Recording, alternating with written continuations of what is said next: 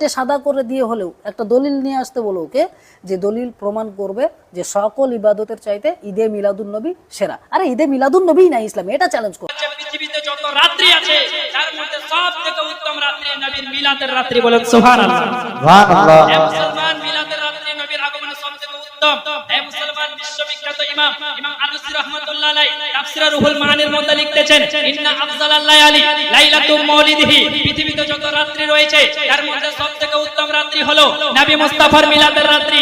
বিশ্ববিখ্যাত ইমামুল ফুকাহা ইমাম ইবনে আবিদিন সামি রাহমাতুল্লাহ আলাইহি ফতোয়া সামির মধ্যে লিখতেছেন, ইন্না আফজালাল লায়ালি লাইলাতুল মাউলিদিহি, পৃথিবীতে যত রাত্রি আছে তার মধ্যে সবথেকে উত্তম রাত্রি হলো নবী মুস্তাফার মিলাদের রাত্রি। বিশ্ববিখ্যাত ইমাম সুরকানি রাহমাতুল্লাহ আলাইহি শারহে সুরকানির মধ্যে লিখতেছেন, ইন্না আফজালাল লায়ালি লাইলাতুল মাউলিদিহি, পৃথিবীতে যত রাত্রি আছে তার মধ্যে সবথেকে উত্তম রাত্রি হলো নবী মুস্তাফার মিলাদের রাত্রি।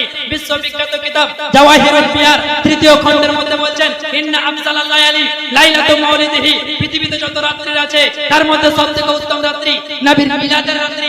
বিশ্ববিখ্যাত কিতাব নাম আনোয়ারে মুহাম্মাদিয়া 28 নম্বর পৃষ্ঠার মধ্যে দারুল কুতুব ইলমিয়া বাইরুত দেওয়ানের ছাপ, পৃথিবীতে যত রাত্রি আছে তার মধ্যে উত্তম রাত্রি নবীর মিলাদের রাত্রি।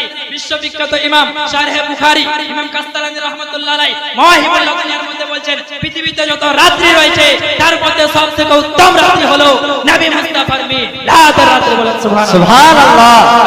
যে 6টি কিতাব আমি পড়েছি, আপনার যাকে লামাযাবিরা মানে, সুন্নিরা মানে, আমরা বেরেলিরা মানে, সকলের গ্রহণযোগ্য মুহাদ্দিস বলছেন, ইমামগণ বলছেন সবথেকে উত্তম রাত্রি হলো মিলাদের রাত্রি। আজ যারা নিজেকে আহলে হাদিস বলে, সালাফি বলে, সালাফদের আকীদা মানে না, এরা সালাফি নয়, এরা হচ্ছে সেলফি।